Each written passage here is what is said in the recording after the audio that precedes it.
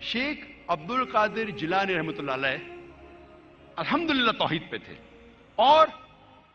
उन्होंने इस शहर हिंदुस्तान में इस्लाम का दीन फैलाया। उनका बड़ा हाथ है और वो तौहीद पे थे। इस्लाम का सही पैगाम उसके उन्होंने टोटके बनाए। वो जी अमली थे। पूरी इस किताब में कहा उन्होंने लिखा है मैं अमली हूं। आपके क्लेम कर लेने से अमली हो जाएंगे वो। सैयदना शेख अब्दुल कादिर जिलानी गौसे पाक 11वीं वाली सरकार रहमतुल्लाह ताला अलैह उम्मत के वो वली हैं कि जिनकी विलायत पर तमाम मकातब फ़िक्र का इजमा और इत्तिफाक है, सिवाय उस फ़िरके और तबके के जो जनाब सिद्दीक़ अकबर और फ़ारूक आज़म रज़ी अल्लाह ताला अन्हुमा को वलीउल्लाह मानने के लिए तैयार नहीं है। उनके अलावा बाकी तमाम मकातब फ़िक्र इस बात पर मुत्तफ़िक़ हैं, तमाम का इजमा है कि शेख अब्दुल कादिर जिलानी गौसे पाक सरकार रहमतुल्लाह ताला अलैह ये अल्लाह रब्बुल इज़्ज़त के बरगज़ीदा बंदे हैं, अल्लाह रब्बुल इज़्ज़त के वली हैं और अल्लाह रब्बुल इज़्ज़त की बारगाह के मुक़र्रब हैं, अजम से लेकर अरब तक। और गौसे पाक सरकार रहमतुल्लाह ताला अलैह की हालात ज़िंदगी पर जो किताबें लिखी गई, बड़े बड़े आइमा मुहद्दिसीन और बड़े बड़े नक्काद उलमा, उन्होंने भी इस बात को तस्लीम किया है कि शेख अब्दुल कादिर जिलानी रहमतुल्लाह ताला अलैह उम्मत के बहुत बड़े वली हैं और हुजूर गौसे पाक सरकार रहमतुल्लाह ताला अलैह अहले सुन्नत व जमात के इमाम हैं, मशाइख के सरदार हैं, वलियों के सरदार हैं और सूफिया के इमाम समझे जाते हैं हुजूर गौसे पाक सरकार रहमतुल्लाह ताला अलैह। और बेहमदी ताला उनके अकायद व नज़रियात वही हैं जो अहले सुन्नत व जमात के अकायद व नज़रियात हैं। जब बात अकायद की आती है तो अकायद बेहमदी ताला अहले सुन्नत व जमात वाले हैं और अहले सुन्नत व जमात के अंदर जो 4 फ़िक़ा इस वक्त पूरी दुनिया पर राइज हैं, फ़िक़ा हनफी, फ़िक़ा मालिकी, फ़िक़ा शाफ़ई और फ़िक़ा हम्बली, इन चारों फ़िक़ा में से इमाम अहमद इब्न हम्बल रहमतुल्लाह ताला अलैह की फ़िक़ा को फॉलो करते हैं और फ़ुरूई इज्तिहादी और इख्तिलाफ़ी मसाइल में जो फ़िक़ा के मसाइल हैं उन फ़िक़ही इज्तिहादी मसाइल में गौसे पाक सरकार रहमतुल्लाह ताला अलैह इमाम अहमद बिन हम्बल रहमतुल्लाह ताला अलैह के मुक़ल्लिद हैं। इंशाअल्लाह इस पर मैं दलाइल भी पेश करूँगा, हवालाजात भी पेश करूँगा। सरेदस कुछ चीज़ें मिर्ज़ा जलमी के हवाले से क्लियर करना ज़रूरी है कि चूँकि मिर्ज़ा जलमी एक नया उठने वाला फितना है, तो अब ऐसे जब बंदे उठते हैं तो उनके मुसल्लमात जो हैं वो किस बात को तस्लीम करता है, किस बात को तस्लीम नहीं करता, इसको जानना ज़रूरी होता है। तो मिर्ज़ा जलमी की जो गौसे पाक सरकार रहमतुल्लाह ताला अलैह के हवाले से जितनी रिकॉर्डिंगें और बयानात हैं उनमें इस बात को कम अज़ कम मिर्ज़ा ने तस्लीम किया है कि शेख अब्दुल कादिर जिलानी रहमतुल्लाह ताला अलैह उनकी ये किताब गुनियतुत तालिबीन ये उनसे तवातुर के साथ साबित है और ये दूसरी किताब है फुतूहुल गैब और इसके बारे में मिर्ज़ा ने ये लिखा है कि ये उनकी किताब है। मिर्ज़ा ने ये बयान किया है कि ये शेख अब्दुल कादिर जिलानी रहमतुल्लाह ताला अलैह की किताब है। और फिर मिर्ज़ा ने हवाले भी दिए और कहा कि हाफिज़ ज़हबी ने सीर-उल-आम नुबला में और दीगर उलमा के हवाले दिए कि उन्होंने लिखा है कि गुनियतुत तालिबीन शेख अब्दुल कादिर जिलानी रहमतुल्लाह ताला अलैह की किताब है। अब जब हम कहते हैं कि शेख अब्दुल कादिर जिलानी फ़िक़ा में इमाम अहमद बिन हम्बल के मुक़ल्लिद थे, उनके पैरोकार थे, तो मिर्ज़ा कहता है कहाँ लिखा है कि वो उनके मुक़ल्लिद थे? तो जवाब यह है कि जिन किताबों में ये लिखा है ना कि गुनियतुत तालिबीन शेख अब्दुल कादिर जिलानी की किताब है, उन्हीं किताबों में यह लिखा है कि शेख अब्दुल कादिर जिलानी फ़िक़ा में इमाम अहमद बिन हम्बल के पैरोकार थे और वो हम्बली थे। मिसाल के तौर पर ये अल्लामा ज़हबी की किताब है सीर-उल-आम नुबला, 18 जिल्दों में मिस्र से छपी, इसकी जिल्द नंबर 15 और सफ़ा नंबर 179 पर जहाँ शेख अब्दुल कादिर जिलानी रहमतुल्लाह का तर्जमा लिखा है और उसमें लिखा है शेख अल इमाम अल आलिम अल जाहिद अल आरिफ अल कुदवा शेखुल इस्लाम अलमुल औलिया मुहियुद्दीन अबू मोहम्मद अब्दुल कादिर अल हम्बली इमाम अहमद बिन हम्बल रहमतुल्लाह तआला का मुक़ल्लिद लिखा है शेख अब्दुल कादिर जिलानी को। और ये हाफिज़ इब्ने रजब की किताब है ज़ैल तबक़ातुल हनाबिला के और इसकी जिल्द नंबर 3 सफ़ा नंबर 290 और 91 पर जहाँ शेख अब्दुल कादिर जिलानी गौसे पाक सरकार रहमतुल्लाह तआला अलैह का ذکر کیا تو یہ لکھا شیخ العصر قدوۃ العارفین سلطان المشائخ سید اہل طریقہ فی وقت ہی محی الدین ابو محمد صاحب المقامات والکرامات والعلوم والمعارف والاحوال المشہورہ ذکرہ ابن السمعانی فقال امام الحنابلہ و شیخ فی عصرہ فقیہ صالح کہ شیخ عبد القادر جیلانی رحمۃ اللہ تعالی علیہ اپنے وقت میں حنبلیوں کے فقہ حنبلی کے امام تھے اور ان کے مشائخ میں سے شمار کیے جاتے تھے۔ یہ حافظ ابن رجب حنبلی نے اپنی کتاب ذیل کتاب طبقات الحنابلہ میں اس بات کو ذکر کیا۔ جن کتابوں میں یہ لکھا ہے کہ غنی طالبین شیخ عبد القادر جیلانی رحمۃ اللہ کی کتاب ہے، انہی کتابوں میں یہ لکھا ہے کہ شیخ عبد القادر جیلانی رحمۃ اللہ وہ فقہ میں امام احمد بن حنبل رحمۃ اللہ تعالی کے پیروکار تھے، ان کو فالو کرتے تھے۔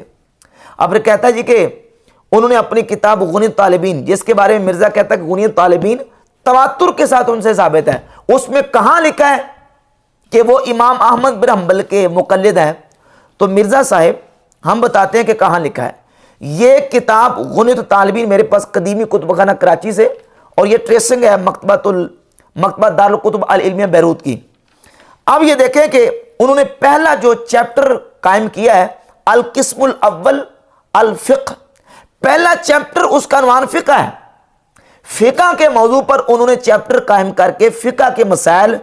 ٹوٹلی الف سے لے کر یا تک سارے مسئلے وہ بیان کیے ہیں جو امام احمد بن حنبل رحمۃ اللہ تعالی کی فقہ کے مسئلے ہیں،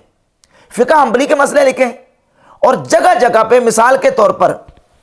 اسی کتاب کی جلد نمبر 2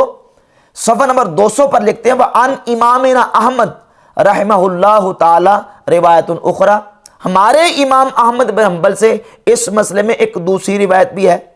جلد 2 صفحہ نمبر 203 پر لکھتے ہیں روا امامنا ابو عبداللہ احمد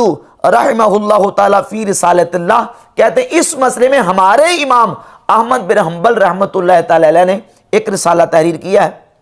اور پھر اسی طرح اپنی اس کتاب غنی طالبین کی جلد نمبر 2 صفحہ نمبر 203 پر لکھتے ہیں قال الامام ابو عبداللہ احمد بن محمد بن حنبل الشیبانی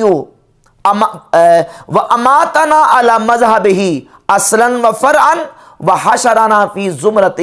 کہتے ہیں ہمارے امام احمد بن حنبل نے یہ فرمایا اللہ ہمیں اصلا اور فرعا ان کے مذہب پر موت دے، وحشرنا فی زمرتہ، اور اللہ تعالی ہمارا حشر ان کے گروہ میں فرمائے۔ مرزا کہتا ہے کہاں لکھا ہے کہ وہ امام احمد بن حنبل کے مقلد تھے؟ یہ غنی طالبین میں لکھا ہے، اسی کتاب میں جس کتاب کے بارے میں مرزا کہتا ہے کہ یہ تواتر سے ان سے ثابت ہے، اس میں لکھا ہے کہ وہ فقہ میں امام احمد بن حنبل رحمۃ اللہ تعالی کو فالو کرتے تھے اور فقہ میں امام احمد بن حنبل رحمۃ اللہ تعالی کے مقلد تھے۔ یہ ایک غیر مقلد وہابی عالم نے ترجمہ کیا غنی طالبین کا، مبشر لاہوری، یہ نعمانی کتب خانہ اردو بازار لاہور سے شائع ہوئی ہے۔ اس کے صفحہ نمبر 26 پر وہابی عالم مبشر لاہوری لکھتے ہیں کہ آپ کے بارے میں اہل علم نے متفقہ طور پر یہ رائے ظاہر کی ہے کہ آپ فقہی مسائل میں حنبلی المسلک تھے، وہ فقہی مسائل میں امام احمد بن حنبل کے پیرو تھے۔ یہ لکھا ہے کہ امام احمد بن حنبل کے مقلد تھے غوث پاک سرکار رحمۃ اللہ۔ امام ذہبی نے بھی لکھا، ابن رجب حنبلی نے لکھا، وہابی عالم مبشر لاہوری نے لکھا، اور حضور غوث پاک سرکار رحمۃ اللہ تعالی علیہ نے اپنی کتاب غنی طالبین میں ایک نہیں دو نہیں کئی مقامات جہاں بھی فقہ کا مسئلہ لکھا ہے تو فقہ کے مسائل بیان کرتے ہوئے آپ نے اپنی فقہ وہی لکھی ہے جو امام احمد بن حنبل رحمۃ اللہ تعالی کی فقہ ہے، اور جگہ جگہ پہ لکھے قال امامنا احمد روی عن امامنا احمد، کہ ہمارے امام احمد بن حنبل یہ کہا، ہمارے امام احمد بن حنبل سے یہ روایت کیا گیا، اور سارے مسئلے فقہ حنبلی کے مطابق لکھے ہیں۔ مثلا نماز کے جہاں مسائل شروع کیے ہیں تو وہاں نماز کے مسائل میں انہوں نے سارے کے سارے مسائل امام احمد بن حنبل رحمۃ اللہ تعالی کی فقہ کے مطابق لکھے ہیں۔ مثال کے طور پہ غنی طالبین ہے، اس کی پہلی جلد ہے، صفحہ نمبر آپ 14 نکال لیں تو اس میں لکھتے ہیں ولی صلاۃ شرائط، کہ نماز کی شرطیں، اور نماز کی 6 شرطیں ہیں۔ اب نماز کی 6 شرطیں کہاں لکھی ہیں؟ بخاری مسلم میں نماز کی 6 شرطیں، نماز کی 6 شرطیں اور پھر 6 شرطیں گنوا دی، اور احادیث اور روایت کو کوڈ نہیں کیا۔ پھر آگے جا کے انہوں نے جب نماز کے مسائل شروع کیے تو کہا کہ نماز کے جو ہیں وہ 15 ارکان ہیں نماز کے. 15 ارکان گنے کہاں لکھے ہیں بخاری مسلم میں نماز کے 15 ارکان؟ پھر نماز کے 9 واجبات لکھے، کہاں لکھے نماز کے 9 واجبات بخاری مسلم میں؟ پھر نماز کی 14 سنتیں لکھی ہیں، 14 سنتیں بخاری مسلم میں کہاں نماز کی لکھی ہیں؟ اور پھر جو حیات اور طریقہ ہے نماز پڑھنے کا، اس میں آپ نے جو ہے وہ 25 حیات لکھی ہیں، اور ان 25 حیات کو آپ نے پوری ترتیب کے ساتھ اسی انداز سے بیان کیا ہے جس طرح کہ فقہ حنبلی میں امام احمد بن حنبل رحمۃ اللہ کی فقہ میں موجود ہے. تو غوث پاک سرکار رحمۃ اللہ تعالی علیہ فقہی اور اجتہادی مسائل میں وہ تقلید کرتے تھے امام احمد بن حنبل رحمۃ اللہ تعالی علیہ کی. اور پھر ساتھ یہ بات بھی لکھی انہوں نے اپنی اسی کتاب غنیۃ الطالبین میں کہ جو جس امام کی تقلید کرتا ہے دوسرے کو اس پر انکار کرنے کی اور اس پر اعتراض کرنے کی اجازت نہیں ہے، بلکہ جو جس امام کا مقلد ہے وہ اپنے امام کی پیروی میں عمل کرے گا، دوسرا اس پر انکار نہیں کر سکتا. اور یہ کتاب غنیۃ الطالبین ہے، پہلی جلد صفحہ نمبر 116 پہ لکھتے ہیں وَأَمَّا إِذَا كَانَ الشَّيْءُ مِمَّا اخْتَلَفَ الْفُقَهَاءُ فِيهِ وَسَاغَ فِيهِ الْاجْتِهَادُ، کہتے ہیں جب وہ مسئلہ آ جائے جس میں اجتہاد کو دخل ہو اور فقہا کا اختلاف اور اجتہاد کو دخل ہو، کشرب عام نبیذ مقلدا لابی حنیفہ رحمہ اللہ تعالی، جس طرح کہ ایک عام شخص نبیذ تمر پیتا ہے امام ابو حنیفہ رحمۃ اللہ کا مقلد بن کر، یا ولی کی اجازت کے بغیر عورت نکاح کر لیتی ہے امام ابو حنیفہ کے مذہب کے مطابق، لم یکن لأحد ممن ہوا علی مذہب الامام احمد و شافعی رحمہم اللہ الانکار علیہ، امام احمد بن حنبل کا مقلد اور امام شافعی رحمۃ اللہ کے مذہب پر ان کا مقلد، اس کو اجازت نہیں ہے وہ کسی امام ابو حنیفہ کے مقلد پر اعتراض کرے. کیوں؟ کیونکہ اس میں اجتہاد کا دخل ہے اور فقہ کا اختلاف ہے، اور جو جس امام کا مقلد اور پیروکار ہے تو وہ اپنے اس امام کے مطابق فقہ کے ان مسائل پر عمل کرے گا. تو جب ہم کہتے ہیں اہل سنت کے 4 امام، تو اس کا مطلب یہی ہے کہ امام شافعی، مالک، احمد بن حنبل، امام ابو حنیفہ، یہ چاروں اہل سنت کے امام ہیں، اور ان کا جو اختلاف اجتہادی مسائل میں ہے وہ اپنی جگہ پہ سارے جو ہیں وہ اپنے مقامات پہ ان کا اجتہاد ہے، اور اجتہاد کی بنیاد پر انہوں نے مسائل بیان کیے. اور ان چاروں اماموں میں سے جس امام کا کوئی پیروکار بن جائے، مقلد بن جائے گا، وہ اپنی جگہ پہ درست ہے. اور یہی غوث پاک سرکار رحمۃ اللہ تعالی علیہ نے بیان فرمایا. اب نماز کا مسئلہ تو آ گیا. اب میرا سوال یہ ہے کہ نماز کا مسئلہ بڑا ہے یا کہ توحید اور شرک کا جو مسئلہ ہے یہ بڑا ہے؟ مرزا جیلوی نماز کے مسئلے بیان کرتا ہے. جی دیکھیں شیخ عبد القادر جیلانی کی نماز دیکھیں تو شیخ عبد القادر جیلانی کی توحید دیکھیں، یہ کیوں نہیں کہتا؟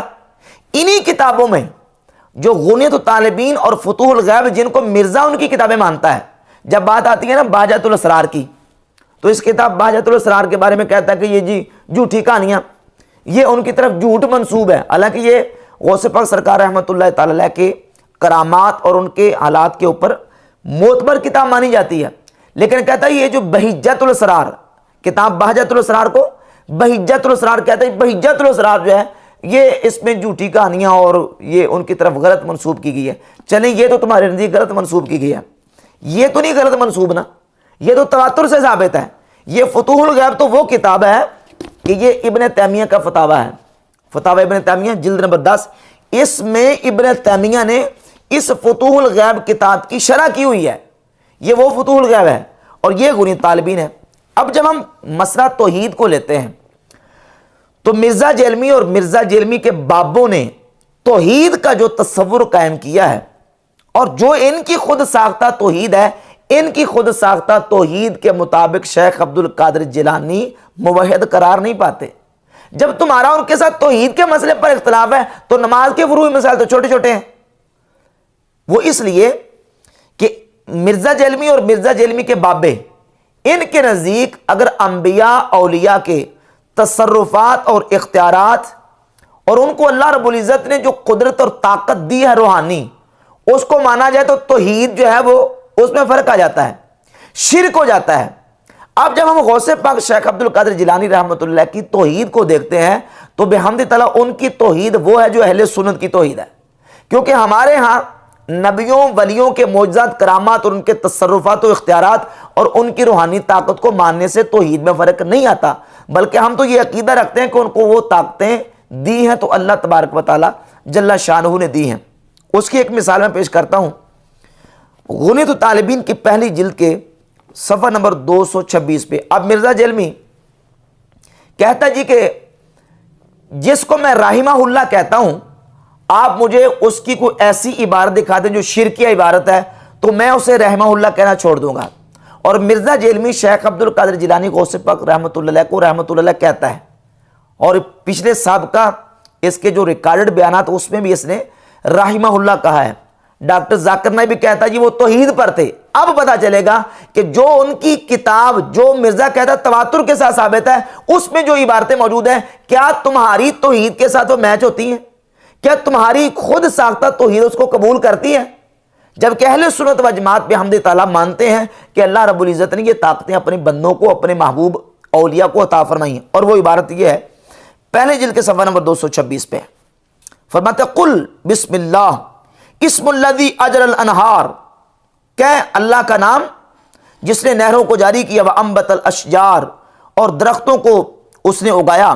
اسم من امر البلاد، اور اس ذات کا نام جس نے شہروں کو بسایا، باہل طاعت من العباد، اپنے اطاعت گزار بندوں سے، فجعلہم لہا اوتادا کالجبال، پس اللہ نے ان بندوں کو زمین پر اس طرح میخیں بنا دیا جس طرح کے پہاڑوں کو،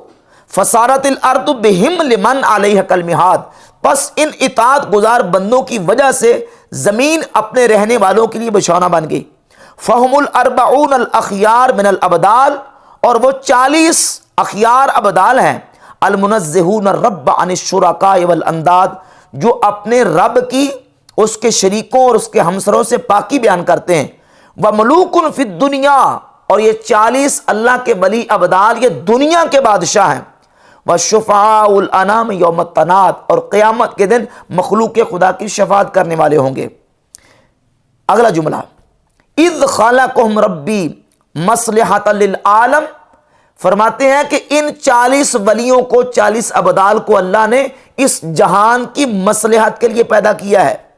ورحمۃ للعباد،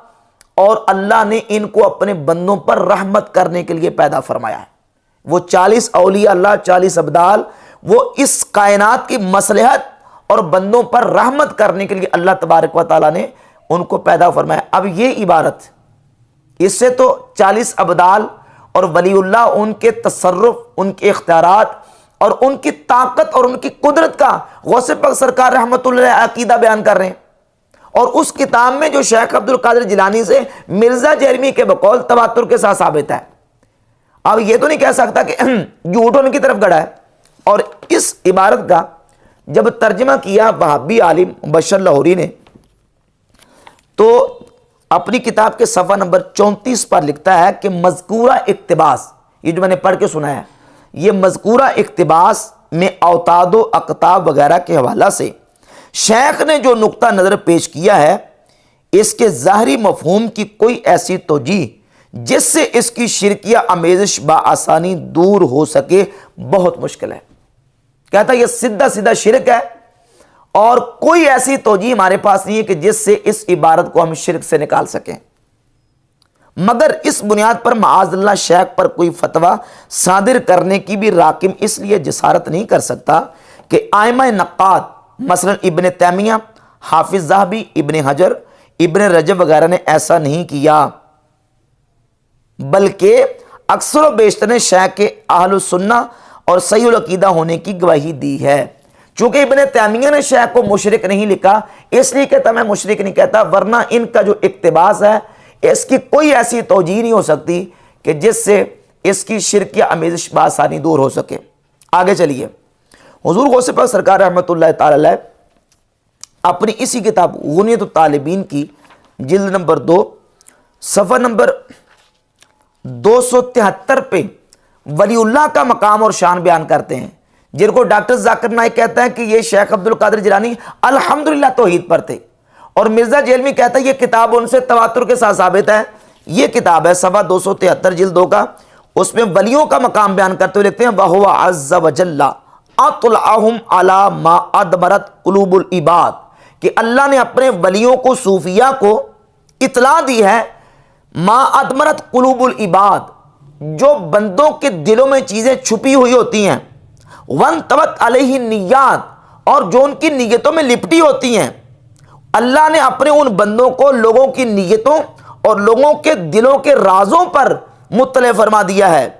इद जअलहुम रब्बी जवासीसल कुलूब वल उमना अल सराइर वल खफियात, कहते हैं कि अल्लाह रब्बुल इज़्ज़त ने उनको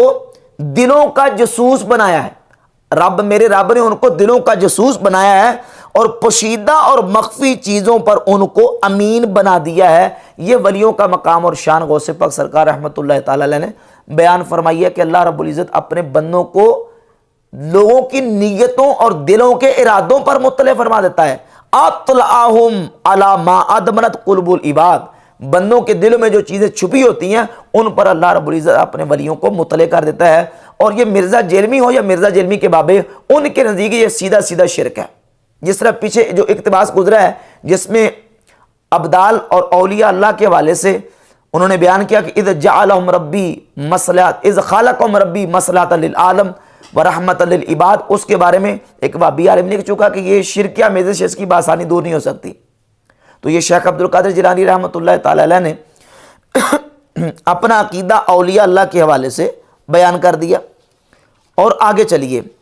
इसी किताब के सफ़ा नंबर 275 पे लिखते हैं वल फ़र्क़ु बैन नबुव्वत वल विलायत, विलायत और नबुव्वत में फ़र्क क्या है कि अन्न नबुव्वत कलामुन यनफसिलु मिन अल्लाह ताला व वह्यन,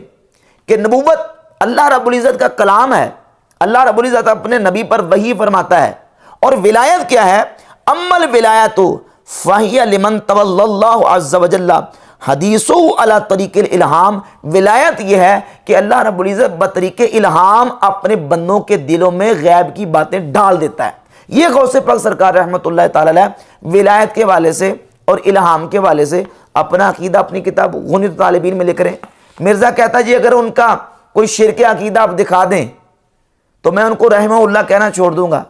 ये मिर्ज़ा जेलमी के अकीदे के मुताबिक मुझे बताएं कि ये शिरक है कि तौहीद है। अगर तौहीद है तो ऐलान करें, और अगर तौहीद नहीं है और अकीदा तुम्हारे खुद साख्ता तौहीद के मुताबिक शिरक है तो फिर शेख अब्दुल कादिर जिलानी रहमतुल्लाह को रहमहुल्लाह कहते हो।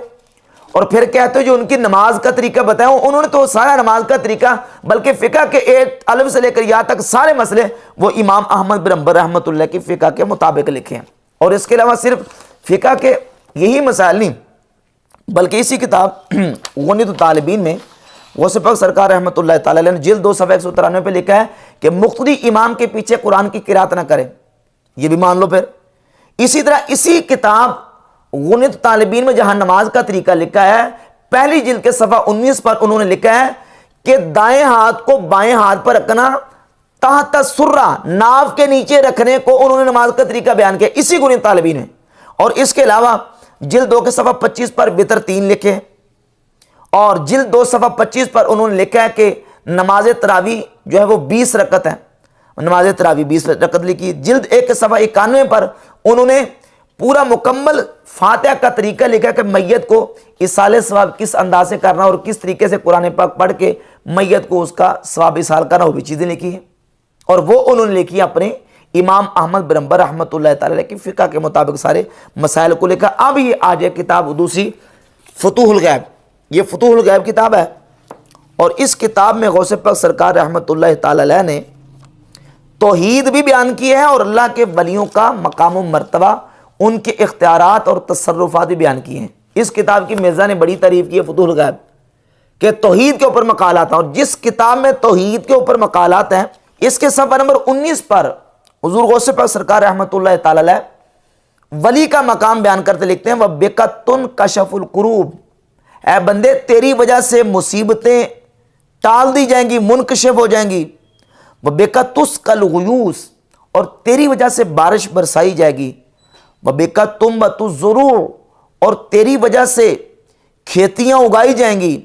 वह बेका युदफ़ाउल बला वल महन अनिल ख़ास वल आम, और तेरी वजह से ख़ास आम और सरहद वालों और रिआया और राई से मुसीबतों और बलाओं को दूर किया जाएगा। तेरी वजह से मुसीबतें टाली जाएंगी, तेरी वजह से खेती उगाई जाएगी, तेरी वजह से बारिश बरसाई जाएगी और मुसीबतें दूर की जाएंगी। और गौसे पाक सरकार रहमतुल्लाह ताला सफ़ा 35 पर मकाला नंबर 16 لکھتے ہیں کہ اللہ رب العزت جل شانہ اپنے بندے کو صفت تکوین عطا فرماتا ہے، یعنی جب بندہ مقام میں ولایت اور قرب کے مقام پہ پہنچ جاتا ہے، ثم یرد علیک التکوین، پھر تیری طرف تکوین لوٹائی جائے گی، فتکون بالاذن الصریح الذی ہوا لا غبار علیہ والدلالات اللائحہ کالشمس المنیرہ، فرمایا کہ پھر تو صریح اذن کے ساتھ ہو جائے گا، اور ایسا صریح اذن کہ جس میں کوئی غبار نہیں ہوگی، اور تجھے ایسی روشن تیرے لیے رہنمائی ہوگی کالشمس المنیرہ، جس طرح کہ چمکنے والا سورج، وبکلامہ اللذیذ الذی ہوا الذ من کل لذیذ، اور تجھے اللہ تعالیٰ ایسا لذیذ کلام تیرے ساتھ کرے گا کہ جو ہر لذیذ سے لذیذ تر ہوگا، وَإِلْهَامِ صِدْقٍ مِّن غَيْرِ تَلَبُّسٍ، بغیر کسی چیز کے اس میں شامل ہوئے، صاف ستھرا تجھے الہام سچا اللہ عطا فرمائے گا، مصفّى من حواجز نفس، جو کہ نفسانی خواہشات سے پاک ہوگا، ووساوس شیطان اللعین، اور شیطان لعین کے وسوسوں سے بھی صاف اور پاک ہوگا۔ قال اللہ تعالیٰ فی بعض کتبہ، اللہ تعالیٰ اپنی بعض کتابوں میں فرماتا ہے، یا ابن آدم انا اللہ الذی لا الہ الا انا اقول للشیء کن فیکون، اے ابن آدم میں الہ ہوں، میرے علاوہ کوئی عبادت کے لائق نہیں، جب میں کسی شے کو کہتا ہوں ہو جا تو وہ ہو جاتی ہے، اطعنی اجعلک تقول للشیء کن فیکون، میری اطاعت کر میں تجھے بھی بنا دوں گا کہ تو کہے گا ہو جا تو وہ تیرے کہنے سے چیز ہو جائے گی۔ یہ ولی کا مقام غوث پاک رحمۃ اللہ اپنی اس کتاب میں بیان کر رہے ہیں جس کے بارے میں مرزا کہتا ہے یہ توحید کے خطبات ہیں۔ ان توحید کے خطبات میں غوث پاک سرکار رحمۃ اللہ تعالی ولی کا مقام بیان کر رہے ہیں کہ ولی کا مقام و مرتبہ یہ ہے کہ جب اللہ رب العزت کا اطاعت گزار بندہ بن کے رب کا مقرب بن جاتا ہے تو پھر اللہ تبارک و تعالیٰ فرماتا ہے کہ بندے میری اطاعت کر، میں تجھے بنا دوں گا، تقول للشیء کن فیکون، تو کہے گا ہو جا تو تیرے کہنے سے شے ہو جائے گی۔ اور پھر صفحہ نمبر 65 مقالہ نمبر 40 میں لکھتے ہیں، وَيُرَدُّ إِلَيْكَ التَّكْوِينُ وَخَرْقُ الْعَادَاتِ، اے بندے تیری طرف تکوین لوٹائی جائے گی، صفت تکوین، کن کہہ دے ہو جا تو تیرے کہنے سے چیزیں ہو جائیں گی، وَخَرْقُ الْعَادَاتِ، اور خارق عادات چیزیں لوٹائی جائیں گی، الَّتِي هِيَ مِن قبیل القدرہ، وہ خارق عادات جو قدرت کے قبیل سے ہیں، یعنی اللہ تجھے ایسی قدرت دے گا، ایسی طاقت دے گا، ایسے قادر بنا دے گا تجھے، الَّتِي تَكُونُ لِلْمُؤْمِنِينَ فِي الْجَنَّةِ، وہ قدرت جو اللہ نے مومن کو جنت میں عطا کرنی ہے وہ تجھے اللہ تبارک و تعالی جل شانہ عطا کرے گا، فَتَكُونُ فِي هَذِهِ الْحَالَةِ كَأَنَّكَ أُحْيِيتَ بَعْدَ الْمَوْتِ فِي الْآخِرَةِ، تو ایسے ہو جائے گا جیسے کہ تو گویا کہ مرنے کے بعد دوبارہ زندہ کیا گیا۔ تو جب تو ایسی حالت میں ہو جائے گا اللہ تبارک و تعالیٰ تجھے قدرت عطا کرے گا، تجھے تکوین عطا کرے گا، اور تو چیزوں کو کہے گا ہو جا تو تیرے کہنے سے چیزیں ہو جائیں گی۔ اب یہ اللہ رب العزت بندے کو مقام اور شان اور یہ اللہ مرتبہ عطا کرے گا۔ یہ غوث پاک سرکار رحمۃ اللہ کے عقائد ہیں تصرفات اولیاء اور کرامات اولیاء کے حوالے سے، اور اس بات کو بھی غنیۃ طالبین کی پہلی جلد صفحہ نمبر 164 پر لکھا ہے، وَأَجْمَعُوا عَلَى تَسْلِيمِ الْمُعْجِزَاتِ الْأَنْبِيَاءِ وَالْكَرَامَاتِ لِلْأَوْلِيَاء، کہ اہل سنت اس بات پر متفق ہیں کہ نبیوں کے معجزات بھی برحق ہیں اور ولیوں کی کرامتیں بھی برحق ہیں۔ تو اگر یہ ساری چیزیں اور عقائد و نظریات ماننے کے باوجود